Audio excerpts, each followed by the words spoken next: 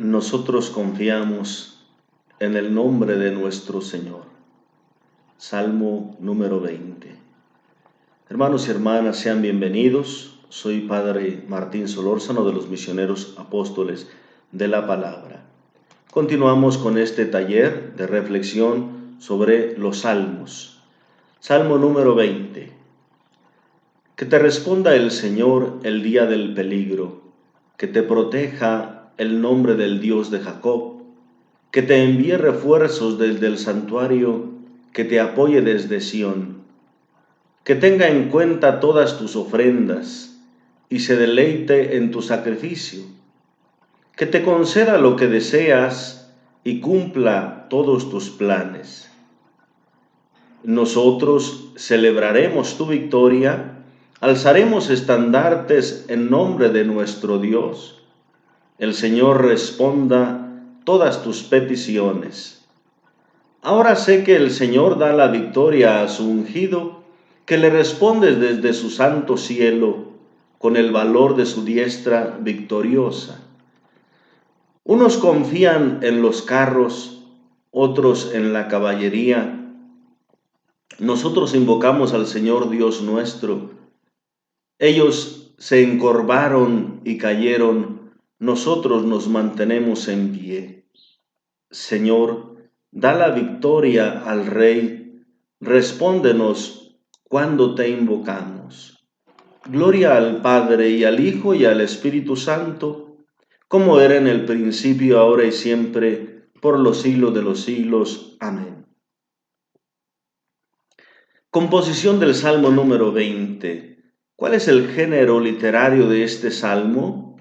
Es una súplica, solo que en los primeros versículos se expresa esta súplica en forma de un deseo, algo que se pide en favor del rey, como un deseo para el bienestar del rey. Quizá es un grupo de personas, de fieles, que le expresan al rey su deseo de protección y de bendición de parte del Señor, al mismo tiempo el deseo de triunfo en la batalla.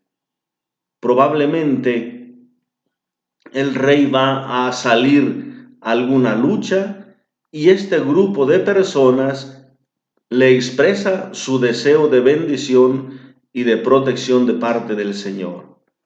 Al mismo tiempo, como es una oración de súplica, se expresa la confianza en Dios que sostendrá, que atenderá, que favorecerá al rey y al mismo tiempo escuchará sus súplicas. Parece que el rey ha expresado algunas peticiones con anterioridad y el pueblo le expresa que Dios ha escuchado o escuchará sus peticiones. Los versículos 8 y 9 también presentan una reflexión sapiencial. Por lo menos 2 versículos tienen también este género sapiencial de una reflexión. Estructura del Salmo 20. Los versículos 2 al 5 podrían formar una parte del Salmo donde se expresan estos deseos de los fieles para con el rey. Los versículos 6 y 7 son una expresión de confianza. El pueblo que celebra o celebrará con esa confianza de celebrar en el futuro la victoria del rey, expresada también en esta confianza. Los versos 8 y 9 son una reflexión sapiencial y el verso 10 es una petición expresa ya con una aplicación comunitaria. Elementos literarios que encontramos en este Salmo 20 en su composición. Primero, hay un elemento que se repite como forma de estribillo. Hay algunos salmos donde hay alguna palabra o quizá alguna frase que la encontramos a lo mejor al principio, en el centro, al final, o que constantemente se va repitiendo. A esto se le llama como un estribillo, una frase que va repitiendo como lo esencial del salmo. Y este salmo, por ejemplo, aparece la palabra responder, que Dios te responda. Y aparece este estribillo en el versículo 2, aparece también en el 6 y 7 y aparece en el verso 10. Como que ahí está expresada esa confianza, petición o súplica, que Dios responda favorablemente al rey. También al encontrarse esta palabra al inicio y al final del salmo, forma una inclusión. Lo hemos mencionado en algunos salmos anteriores. Una inclusión es una frase que encierra una composición literaria y aparece al principio y al final, dando orden, dando plenitud a toda esa sección literaria. Es una inclusión, pues aparece este deseo de escucha favorable de parte de Dios como una inclusión en el verso 2 y en el verso 10. También una forma muy común de estructura literaria o de composición literaria en los salmos, pues es los paralelismos. Y este salmo también está estructurado en forma de paralelismos. Los versos 2 hasta el 7 son paralelismos sinonímicos. Lo que se dice en una frase se repite en la segunda con palabras distintas, un paralelo sinonímico. Y luego los versos 8 y 9 están compuestos mediante paralelismos antitéticos. Lo que dice un verso lo contradice el siguiente o expresa una idea totalmente distinta a la que expresa el primero. Comentario teológico a este Salmo número 20. La primera parte, los versos del 2 al 6, deseos de bendición, de protección para el rey.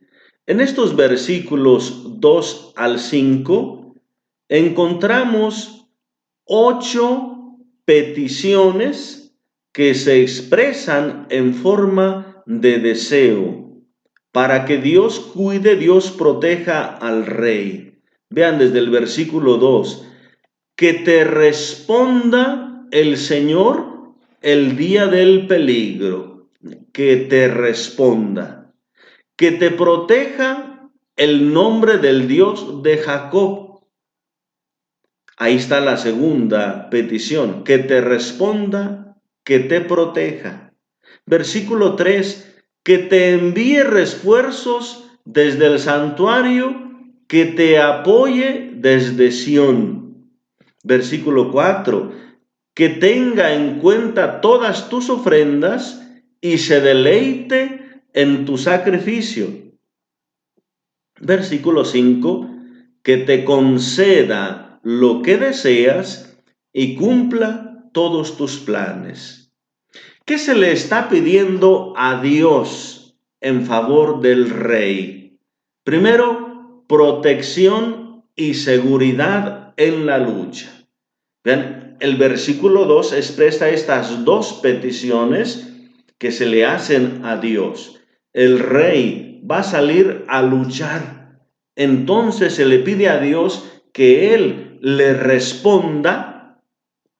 Como ya decíamos, probablemente el rey ya ha expresado alguna súplica, ya se ha encomendado a Dios, y por eso este grupo de personas o estos fieles le dicen al rey que Dios le sea favorable en esa petición. Y luego que te proteja el nombre del Dios de Jacob, que te proteja, que ponga un muro, que ponga su escudo, que ponga una pared o que te lleve a lo alto. Es decir, que Dios te mantenga fuera del peligro. Entonces, durante el combate, que Dios escuche tus súplicas y que te proteja. Una ayuda más para el rey, versículo 3, que te envíe refuerzos desde el santuario y te apoye desde Sión. A veces cuando se pide la protección del santuario, se hace referencia a alguien que se puede cobijar bajo el santuario o encontrar refugio en el santuario, dentro del santuario. Pero aquí se está pidiendo que allá en la lucha el rey reciba ayuda, refuerzos desde el santuario y que reciba apoyo desde Sión. Podemos hacer clara referencia aquí a un apoyo espiritual. El rey se encuentra en lucha y todo su pueblo está pendiente también y está orando, intercediendo por el rey allá en su lucha. Este es el apoyo desde el santuario, refuerzo desde el santuario, una ayuda espiritual. Y luego que las ofrendas sean favorables, ¿verdad? Que tenga en cuenta todas tus ofrendas y se deleite en tu sacrificio. Era costumbre que los reyes cuando iban a salir a luchar, pues se preparaban también espiritualmente y se ofrecía algún sacrificio en favor de ellos. Si ustedes recuerdan un poco, la situación, por ejemplo, del rey Saúl, que él estaba esperando a Samuel para ofrecer un sacrificio y Saúl se desesperó porque no llegaba Samuel y él mismo hizo el sacrificio, lo que no le agradó a Dios. Por ahí tenemos un ejemplo de cómo antes de salir a la batalla siempre se hace algún sacrificio en favor del rey. Entonces, se pide también aquí que ese sacrificio que se ha ofrecido en favor del rey, que le sea agradable a Dios también, que Dios se deleite en esas ofrendas, en ese sacrificio, pidiendo también el favor, recordando, por ejemplo, el sacrificio de Abel o la ofrenda de Abel, que le agradó a Dios, no como la de su hermano, pero esa ofrenda de Abel le agradó al Señor y le es favorable. Que así ese sacrificio o esas ofrendas que ha hecho el rey antes de salir a su batalla sean agradables para el Señor. Y luego el verso 5, que te conceda lo que deseas y cumpla todos tus planes. Esto más o menos hace referencia a lo que decíamos del principio, que el Señor escuche tus súplicas, o sea, que el Señor conceda lo que deseas, cumpla tus planes. Aquí podemos descubrir que ya el rey anteriormente ha hecho alguna petición, le ha expresado a Dios sus necesidades y el pueblo le confirma ese deseo. Pues aquí tenemos esas 8 peticiones que se hacen en favor del rey para protección, para auxilio espiritual desde el santuario, para que agraden las ofrendas y sacrificios y para que cumpla sus planes, para que realice sus planes. Recordamos, por ejemplo, el Salmo 125:1. Los que confían en el Señor son como el monte Sión, no tiembla, está asentado para siempre. Esa fortaleza que tiene el monte Sión, pues se pide para todo el que confía en Yahvé, todo el que confía en Dios, que salga triunfante. La segunda parte del Salmo, confianza en Dios. ¿Cómo se expresa esta confianza en Dios? En un futuro cierto. Vean el versículo 6. Nosotros celebraremos tu victoria, alzaremos estandartes en nombre de nuestro Dios. Bien, siempre ese paralelismo sinonímico, dos frases con el mismo significado. Celebrar la victoria, celebrar el triunfo del rey. El pueblo está expresándole aquí ese deseo que tiene y esa certeza que cuando el rey regrese victorioso, pues el pueblo se va a alegrar, va a alzar estandartes, va a celebrar la victoria. Aunque todavía no ha ido el rey a la lucha, ya se expresa esa plena confianza que el rey va a triunfar porque va acompañado en el nombre del Señor y con esa protección del Señor. El Señor responda todas tus peticiones. Aquí esta parte del verso 6 parece como un estribillo distinto, no forma parte de esta estructura normal que se va haciendo mediante estos paralelismos. No parece como si fuera parte del mismo 6, como que quizá un autor distinto haya repetido este estribillo al inicio y lo haya colocado también aquí en el centro y después al final, para recordar esta confianza y este deseo de que el Señor escuche, de que el Señor responda. Y aparece por eso aquí en el 6b este estribillo: el Señor responda todas tus peticiones. Verso 7. Ahora sé que el Señor da la victoria a su ungido, que le responde desde su santo cielo con el valor de su diestra victoriosa. Aquí está la confianza siempre que se expresa en los salmistas y las personas religiosas en Dios.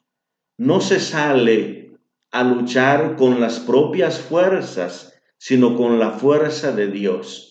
Y su mano victoriosa o su diestra victoriosa con su valor, esto es lo que da propiamente esa confianza a este pueblo orante en favor del rey. Confiar en la diestra victoriosa del Señor.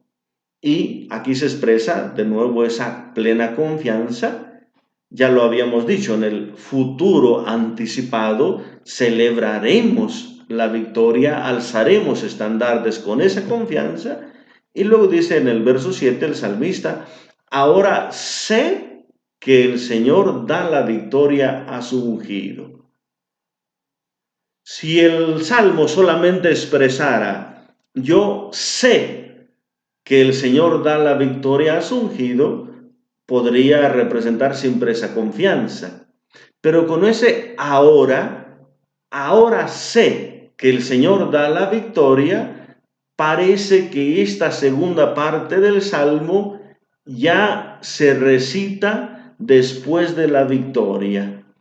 Ya ha triunfado el rey y por eso el salmista dice: ahora sé que el Señor da la victoria a su ungido. Aquella confianza que se tenía: nosotros celebraremos tu victoria, alzaremos estandartes, ahora se ve consumada, ahora se ve realizada. Y por eso en este versículo 7 dice ahora el salmista: ahora sé que el Señor da la victoria a su ungido, que le responde, que le da valor con su diestra victoriosa. Recordamos, por ejemplo, esa misma expresión en el Salmo 98:2. Su diestra le ha dado la victoria, su santo brazo. ¿Bien? No es el poder humano, no es la capacidad de la persona, no es el ejército, etcétera, sino el brazo del Señor, la gracia del Señor. Entramos aquí a la tercera parte, que son los versículos 8 y 9, donde ya hay una reflexión sapiencial. Lo que se ha experimentado podríamos decir, lo que el salmista ya ha tenido por experiencia y siempre ha confiado en el Señor, lo que acaba de experimentar incluso en esta victoria del rey, le llevan a hacer una reflexión sapiencial que encontramos aquí en los versículos 8 y 9. Confían unos en los carros, otros en la caballería. Nosotros invocamos al Señor nuestro Dios. Un paralelismo antitético. La segunda parte del verso dice una idea contraria a la primera. Vean, unos confían en los carros, otros en la caballería. Nosotros invocamos al Señor nuestro Dios. Unos confían en el ejército, unos confían en sus fuerzas, unos confían en sus carros, unos confían en sus armas. Nosotros confiamos en Dios. Nosotros invocamos a Dios. El versículo 9 tenemos otro paralelismo igualmente. Ellos se encorvaron y cayeron. Nosotros nos mantenemos en pie. Otro paralelismo antitético. Aquellos que confiaron en los carros, aquellos que confiaron en la caballería, en la fuerza humana, en el ejército, se encorvaron, cayeron. Nosotros nos mantenemos en pie. Confiamos en el Señor, invocamos al Señor y nos mantenemos en pie. Es una reflexión sapiencial de acuerdo a la misma experiencia que se ha tenido en la batalla, que no hay que confiar en el poder humano, en la capacidad humana, sino en la victoria de Dios, en la presencia, en la protección y en la fuerza del Altísimo. El verso 10, algunas traducciones lo tienen, otras no, parece que no corresponde al texto original, es como igualmente un estribillo que se le ha agregado posteriormente para repetir lo del inicio, lo del centro y del final, o también como algo que se le ha agregado por los cantores del templo o por aquellos levitas del templo para hacer una aplicación comunitaria. Muchos de los salmos son una oración personal, son una súplica, una acción de gracias, una oración de una determinada persona. Y a veces, cuando estas oraciones se llevan al templo o se llevan a la oración común, se les agrega algún verso que haga referencia ya no a la persona individual, sino al pueblo, para que aquella experiencia que tuvo una persona pueda servir de ejemplo, de ayuda, de motivo para toda la comunidad. Y parece que este verso 10 pues es un agregado de la parte de la comunidad del templo para hacer esa aplicación comunitaria. Señor, da la victoria al Rey, respóndenos cuando te invocamos. Vuelve a repetirse la petición. Ahora ya no se dirige este orante directamente al Rey, que el Señor te conceda lo que pides, que el Señor te proteja, que el Señor te acompañe, ¿no? Ahora es directamente a Dios, como retomando toda aquella petición que se había hecho en forma de deseo. Ahora se dice expresamente, Señor, da la victoria al Rey. Probablemente este cantor que hace esta agregación de esta parte, pues retoma toda la petición o el deseo del salmo y hace una oración de súplica expresa a Dios. Señor, da la victoria al Rey. Y luego Respóndenos cuando te invocamos. Esto ya es una aplicación temporal o permanente. Así como has escuchado ahora, así como has atendido al rey, así como le has dado la victoria, así como has escuchado a este pueblo que oraba en favor del rey o a esta persona que expresa su súplica en favor del rey, invócanos siempre que te invoquemos.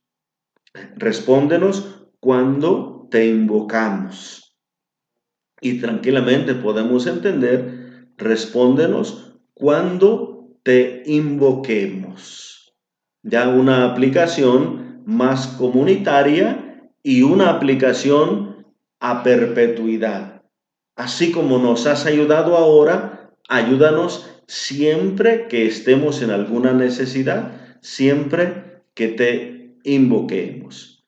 Pues este salmo es esa oración que se hace de súplica en favor del rey que va a salir a la victoria, expresándole sus deseos al rey, y luego pues esta expresión de confianza y una parte sapiencial a través de lo que se ha obtenido, de esta victoria que se ha obtenido.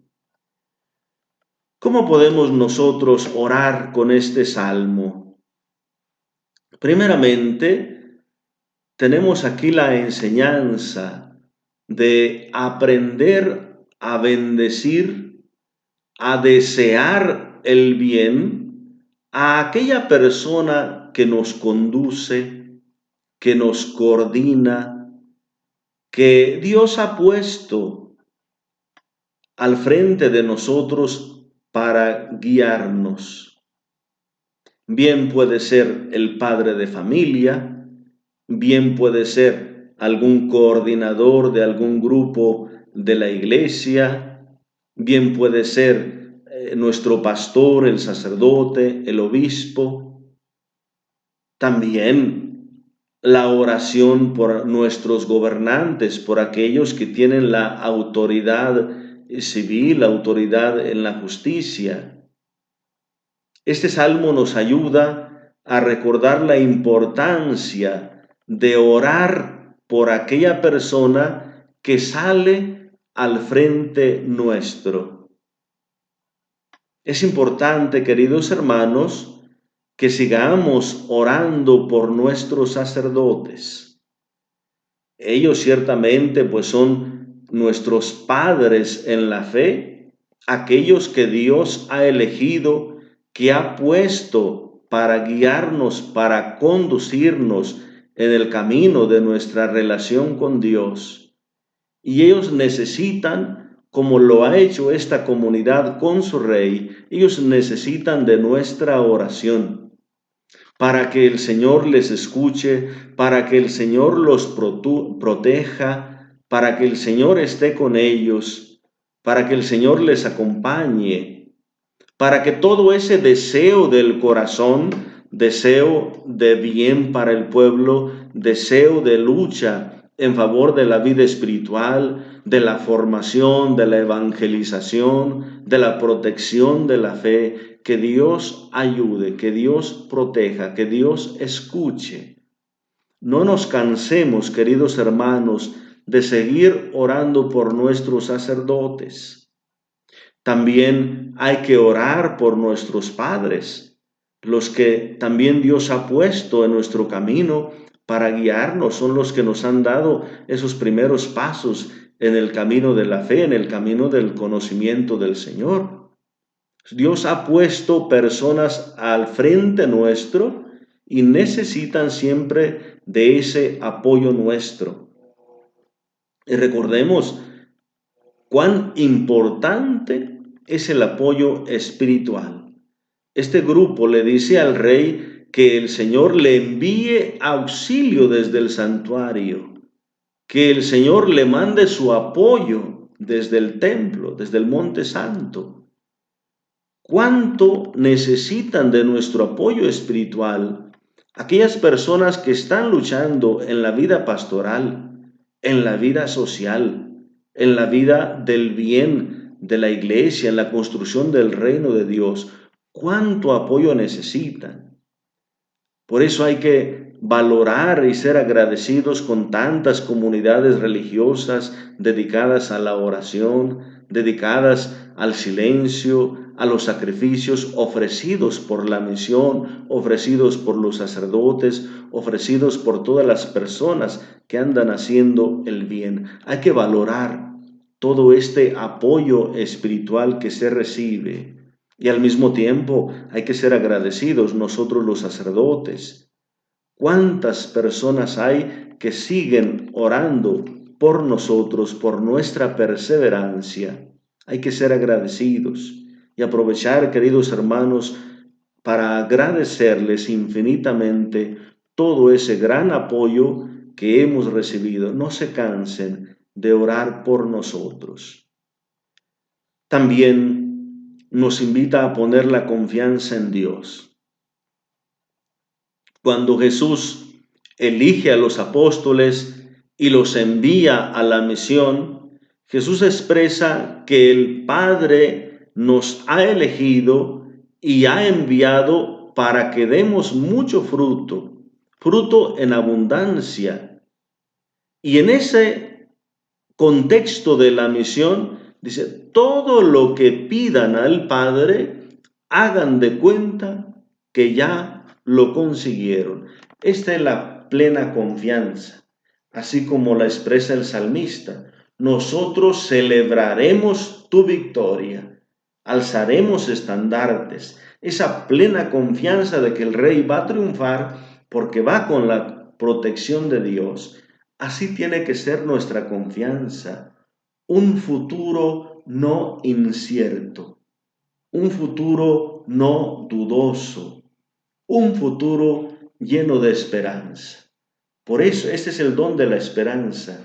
Nosotros esperamos la bendición de Dios, esperamos la protección de Dios, esperamos la transformación de nuestro sistema, de nuestras estructuras, de nuestras situaciones. Esperamos siempre una vida mejor, una vida de más paz, de más justicia, de más alegría, de más gozo.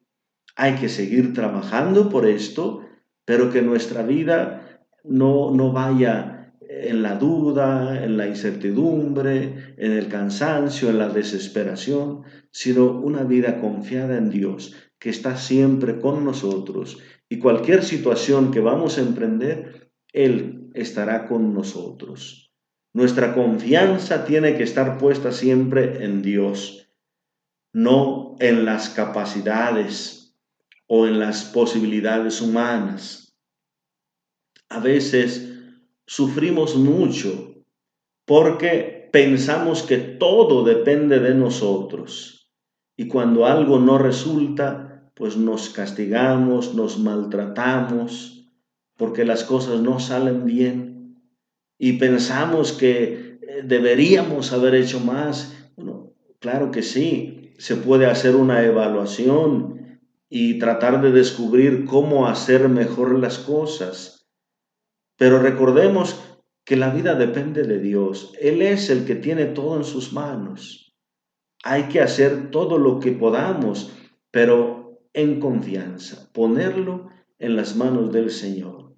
Los santos nos han enseñado dicen, trabaja como si todo dependiera de ti. O sea, no te canses, trabaja, pero confía como si todo dependiera de Dios. Vean, esfuerzo y confianza. Esa es la armonía en el trabajo, en la lucha por la transformación de la vida. Pues, que seamos una comunidad llena de fe, de esperanza. Y luego, pues también la relación del culto con la vida religiosa, la vida cristiana. Ciertamente, en la mentalidad todavía del pueblo de Israel, pues está un poquito esa como dependencia de decir yo le ofrecí un sacrificio a Dios, Él está obligado, podríamos decir, a responderme, a concederme lo que le pida. Hay todavía a veces como cierta mentalidad de trueque, de intercambio, de favores de parte de Dios con ofrendas o sacrificios nuestros, o mandas, o veladoras, o repetir tantas veces alguna oración, como si quisiéramos obligar a Dios para que nos conceda algo, porque nosotros ya le hemos ofrecido un sacrificio, una ofrenda, una manda. Nosotros vamos aprendiendo poco a poco que el culto, la ofrenda, el sacrificio que nosotros ofrecemos no es para comprar a Dios, para comprometer a Dios. No, es una manifestación de agradecimiento. Dios ya nos ha llenado de sus dones, nos ha llenado de su bendición, nos ha dado tanta gracia y nosotros, con nuestras ofrendas, con nuestro culto, le agradecemos a Dios su misericordia, le agradecemos a Dios su gracia, su protección. No es que yo le voy a hacer una oración para que Dios me dé, para que Dios me conceda algo. No es que yo le voy a ofrecer una veladora o le voy a ofrecer una manda para que Dios me dé. No, no, no, las relaciones con Dios no son así.